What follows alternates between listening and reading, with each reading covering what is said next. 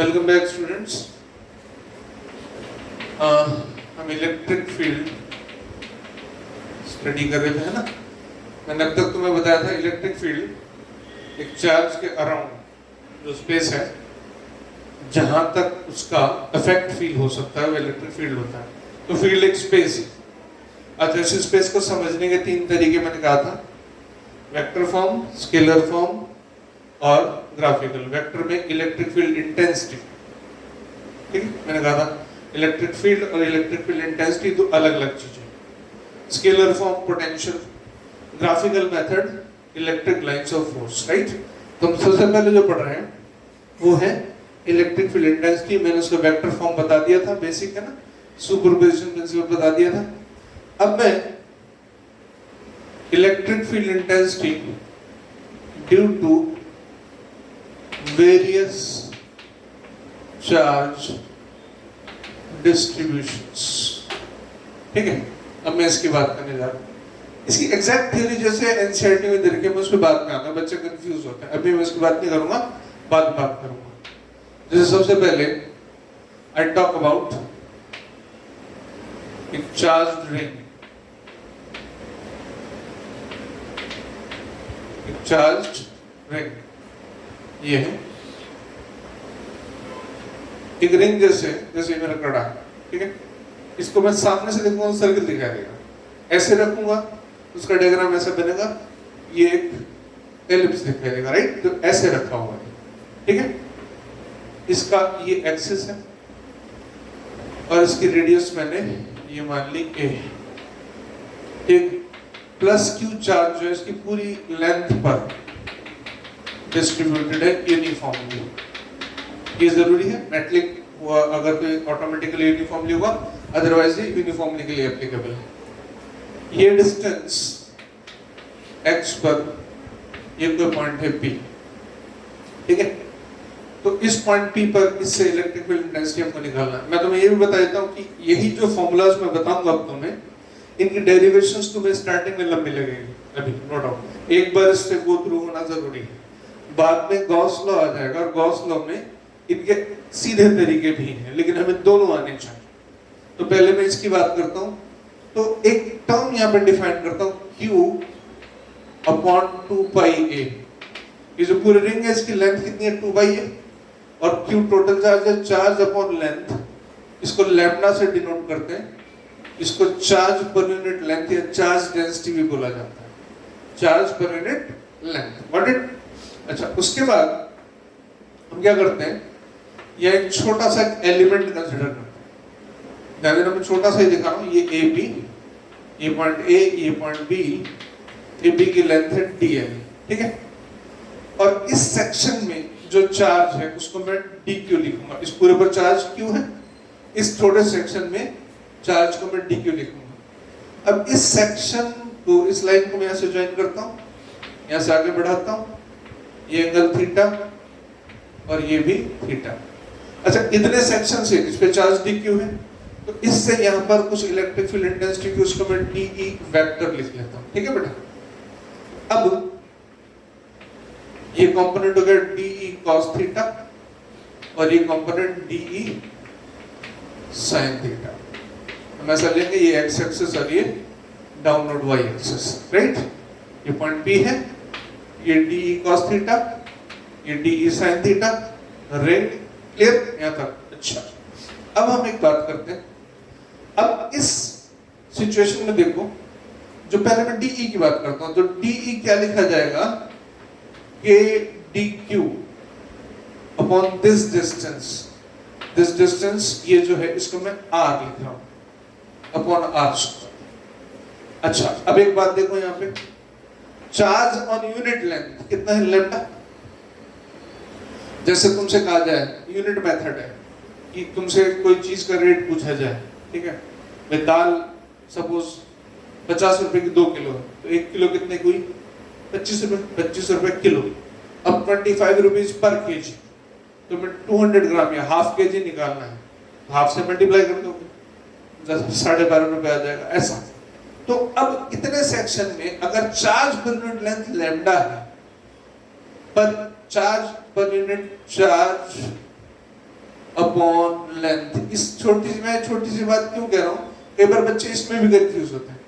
Charge upon length को तुम length से मल्टीप्लाई करोगे, मतलब मैं अगर ये तुमसे ये कहूँ कि Q अपॉन 2 पाई A, ये जो है ये चार्ज ऑन यूनिट लेंथ है, इसको dl से मल्टीप्लाई कर दिया तो ये क्या आ जाना चाहिए, चार्ज ऑन लेंथ dl, जिसको कि मैंने dq लिखा, और यहाँ पर मैंने Q अपॉन 2 पाई A को डिफाइन कर रखा लैम्डा, तो ये लैम्डा dl, ये होगा dq, तो dq की जगह क्या लिख देंगे हम लेटर ऑन, लैम्डा dl। अच्छा दूसरी चीज r, देखो इसमें a x दोनों कांस्टेंट है, थीटा भी कांस्टेंट है, तो r स्क्वायर देख लो, एक ट्रायंगल जो बन रहा है, रेक्टेंगल ट्रायंगल बन रहा है, r square equals to a square plus x square. ध्यान देना पे x वेरिएबल नहीं है, x कांस्टेंट है, पॉइंट P1 फिक्स लिया है, तो यहां पर जो dE आता है वो dE हो जाता है k lambda dl upon a square plus x square, right. अच्छा अगेन थीटा भी कांस्टेंट है, तो सारी कहानी में वेरिएबल कौन है, ओनली dl। ध्यान देना ये बड़ी इंटरेस्टिंग बात है, दिखता ऐसा कि थीटा x ये r सब नहीं, कुछ नहीं, सिर्फ dl वेरिएबल, राइट। तो अब मैं यहां पे लिखता हूं dEx, ये है dE cos थीटा, मतलब k lambda dl upon a square plus x square cos theta, और dEy ये बना k lambda dl upon a square plus x square sine theta, बस इतनी सी बात। अच्छा अब ये दो सेक्शन में यहां से जब करता हूं, मेरे को dEx, अगर मैं dEx का इंटीग्रेशन करूंगा dEx का, तो मेरे पास EX आ जाएगा, मतलब ये टर्म का इंटीग्रेशन करना है मेरे को, k lambda a x theta सब कांस्टेंट, इंटीग्रेशन किसका होगा, खाली dl, dl का integration 2 pi a, k lambda 2 pi a square plus x square cos theta, right. ऐसे ही मैं Ey लिखता हूं। अब मैं Ey पर आने से पहले एक छोटी सी बात करूंगा, देखो जो कंपोनेंट x के हैं, ये कंपोनेंट इधर एक पॉइंट और लेता हूं मैं यहाँ पे, इसका भी एक कंपोनेंट जो आएगा x, वो भी इस तरफ आएगा, y इधर आ जाए। अब यहाँ ध्यान देने वाली बात, इस केस में जो भी पॉइंट लेंगे उसका डायमेट्रिकली अपोजिट एक पॉइंट होगा, उसका भी एक x कंपोनेंट और एक y कंपोनेंट होगा, वो y कंपोनेंट आपस में कैंसिल कर देंगे। इंटरेस्टिंग बात है यहाँ पे ध्यान देना है ना, तो ये y कंपोनेंट कैंसिल कर देंगे, सिर्फ एड अप होंगे कौन से, x कंपोनेंट्स, तो इस हिसाब से dEy ये हो जाता है जीरो। इंटरेस्टिंग चीज ये है, ये जीरो हो जाएगा।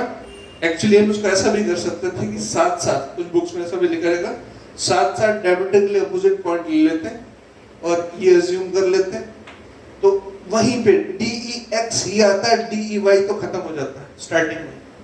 यहाँ मैंने तुम्हें पहले नहीं बताया, लेकिन अब बता रहा हूँ, ये जो y कंपोनेंट इधर आएगा, फिर एक इधर आएगा, एक इधर आएगा, समझ रहे हो, ये लाइन है, एक ऐसे, फिर एक ऐसे, फिर एक ऐसे, फिर एक ऐसे, ऐसे, तो सब एक दूसरे को कैंसिल कर देंगे, हमारे पास बचेगा सिर्फ ये वाला कंपोनेंट।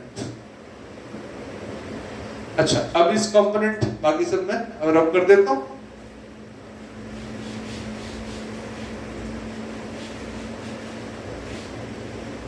अच्छा अब इसमें देखो 2 पाई a into lambda total charge हो गया, ये बन गया Q।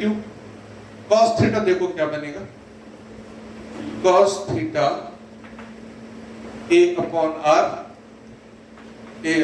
r मतलब a अपॉन root of a square plus x square. ये आ गया ई एक्स के क्यू, है ना, cos theta A upon A square plus X square raised power 3/2, sorry cos theta x upon R है, x अपॉन आर ऊपर आएगा x।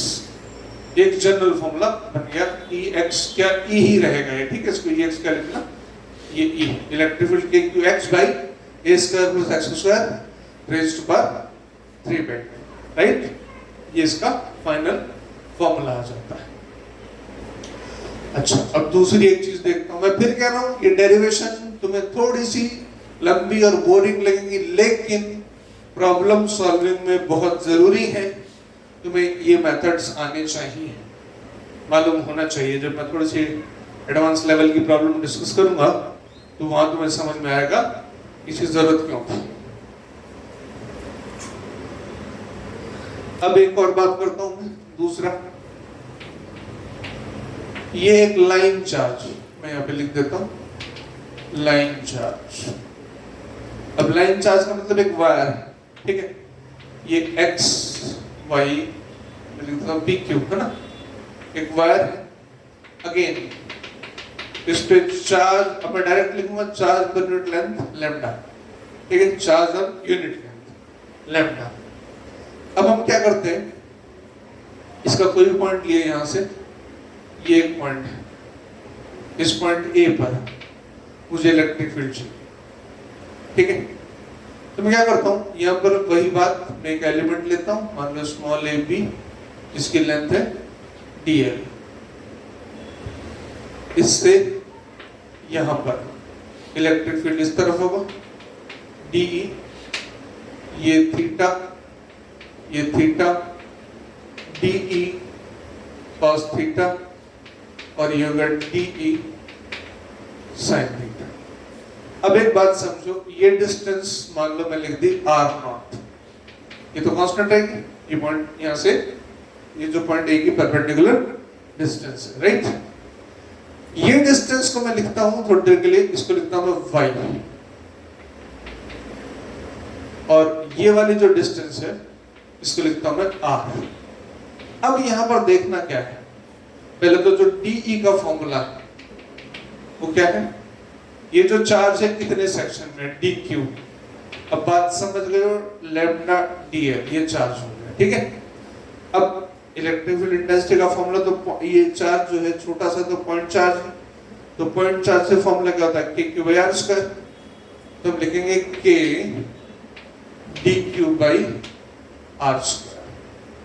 अच्छा, dq इज लैम्डा dl, एक स्टेप और लिख देता हूं मैं इसको यहाँ पे, dE k lambda dl upon r square. अब यहाँ देखने की बात क्या है, जो dl है ये भी वेरिएबल है, dl तो वेरिएबल है ही, और r में जो आएगा y आएगा वो भी वेरिएबल आएगा, r स्क्वायर अगर यहाँ लिखोगे तो r स्क्वायर लिखोगे y square plus r not square,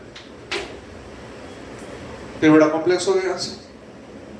उसके बाद थीटा भी वेरिएबल है, तो dx, इसमें बहुत सारे वेरिएबल्स आते हैं। अब इसको कैसे सॉल्व करते हैं, देखो पहले मैं पूरा लिखता चलता हूं उसको, dE k lambda dl upon r square. अब सबका हिसाब किताब यहाँ पे करते हैं। अब एक काम करते हैं कि यहाँ पर हमारे पास एक वेरिएबल है, हमारे पास लैम्डा वेरिएबल है, r स्क्वायर, मैं dEx की बात करता हूं पहले ना, dEx है, ये हो गया cos theta, dl theta r तीनों वेरिएबल है, और तीन वेरिएबल का इंटीग्रेशन हमें नहीं आता, हमें एक का आता है। हम अगर ऐसा कर सकें कि ये तीनों को एक ही टर्म्स में, एक ही वेरिएबल्स के टर्म्स में ले आए, तो इंटीग्रेशन हम कर सकते हैं। और यहाँ पर जो मुझे समझ में आता है, मैक्सिमम केसेस में तुम आगे मैग्नेटिक फील्ड में पढ़ोगे और कई जगह ये एप्लीकेशंस यूं का यूं आएगा, तो हम क्या करेंगे, सबको थीटा के टर्म्स में ले आएंगे। अब जरा इस ट्रायंगल में ध्यान दो, यहाँ पे ये राइट एंगल ट्रायंगल में, यहाँ पर जो ये लेंथ है, मैं इसको dl लेता हूं, इसको मैं l लिख, ठीक है, कन्वीनियंट रहेगा l स्क्वायर, ठीक है।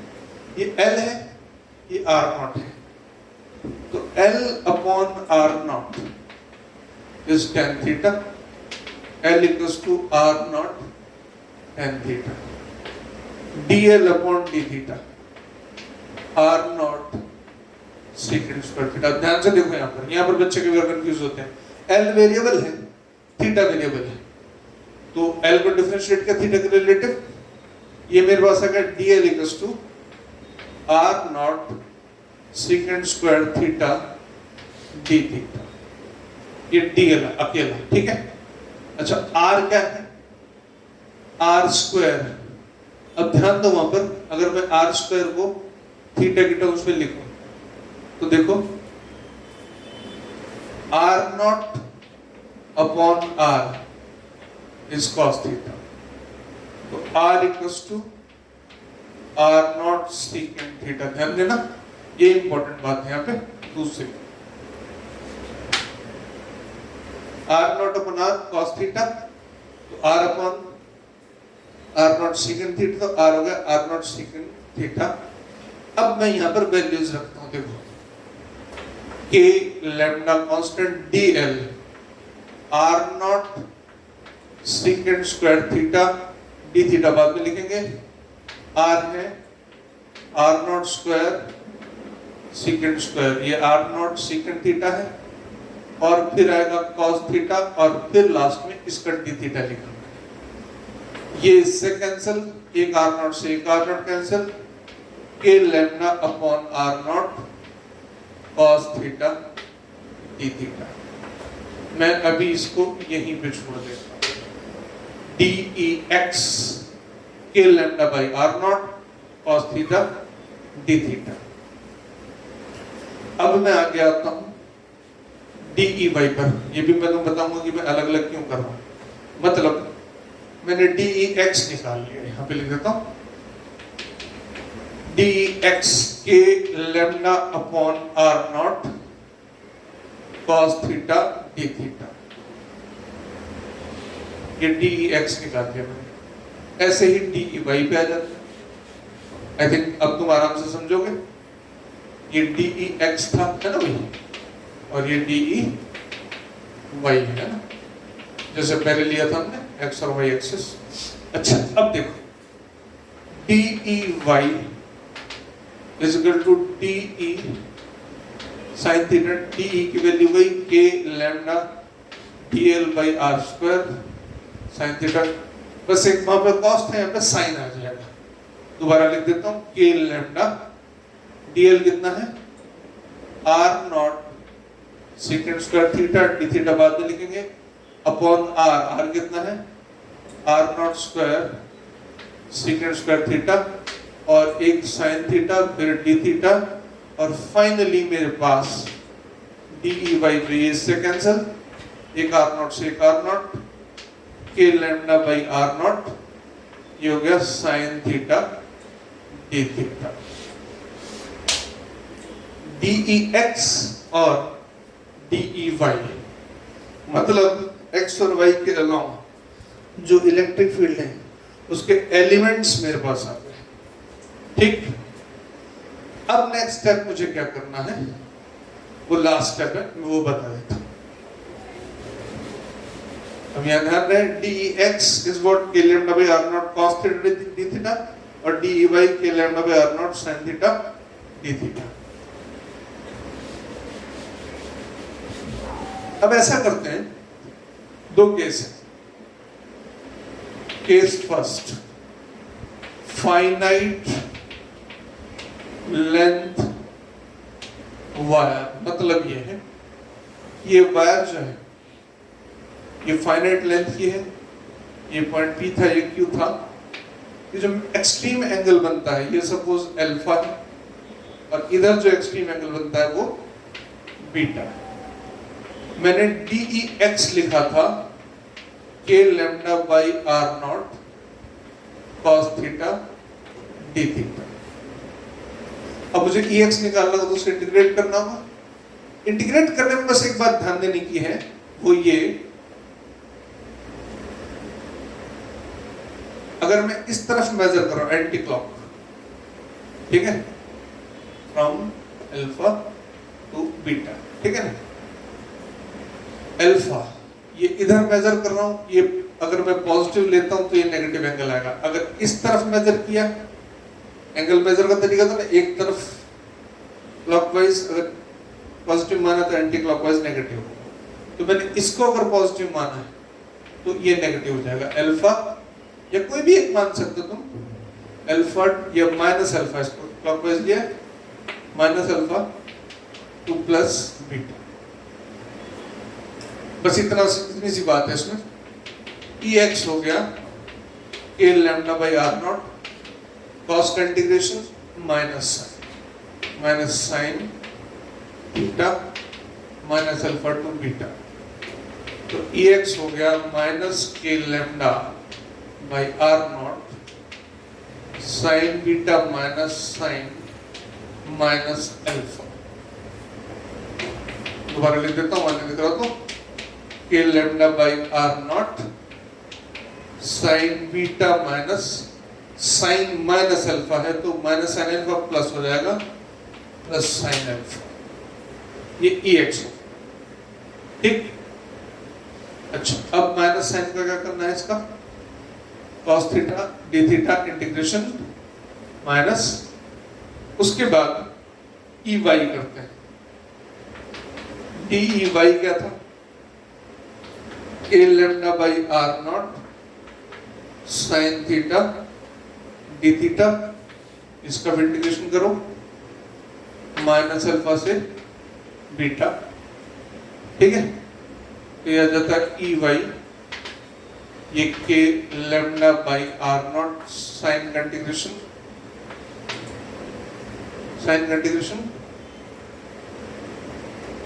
माइनस कॉस, अच्छा कॉस का इंटीग्रेशन प्लस साइन होता, सॉरी ये प्लस हो गया, ठीक है। ये आया माइनस अल्फा टू बीटा, तो Ey हो गया minus K lambda by R naught cos beta minus cos minus alpha, और कॉस माइनस थीटा या cos minus alpha cos alpha ही होता है, तो ये माइनस कॉस अल्फा हो गया। अब मेरे पास जो रिजल्ट उस पर ध्यान दो, यहां पर Ex जो है वो ये रहा, K lambda by R naught sine alpha plus sine beta, Ey है minus K lambda by R naught cos beta minus cos alpha. अब अगर तुम्हारे पास फाइनाइट वायर की लेंथ है, यहां से सपोज ये दे रखा है, यहाँ 30 डिग्री जाता है, यहाँ 60 जाता है, तो उसके अकॉर्डिंग निकाल सकते हैं। मतलब मेरे पास सीधा सही हो गया Ex K lambda by R naught sine alpha plus sine beta, और Ey है minus K lambda by R naught cos beta minus cos alpha. मैं इसको ऐसे ना लिख के माइनस साइन हटा दूंगा, दे दूंगा cos alpha minus cos beta. Basic बात समझो, यहाँ पर ये दो चीजें, ठीक। अब तुम्हें जो अक्सर सवाल पूछा जाएगा वो कहा जाएगा कि अगर ये वायर इनफाइनाइट लेंथ के हो तब क्या हो, ओके। मतलब सेकंड केस इसी से निकलेगा, case second, infinite length wire. Infinite में ये वायर, ठीक है, ये एंगल बढ़ता जाएगा, ये भी बढ़ता जाएगा, अल्टीमेटली कितना होगा, पैरेलल, मतलब ये एंगल पूरा घूम के 90 डिग्री हो जाएगा, ये भी पूरा घूम के 90 डिग्री हो जाएगा। तो alpha is equal to beta is equal to pi by 2। अब Ex पर आ जाओ, उस कंडीशन में Ex sin pi by 2 1, sin pi by 2 1, ये हो गया 2k lambda upon R naught, और Ey cos पाई बाई 2 0 0 खत्म, ये खत्म। Got it? That's all.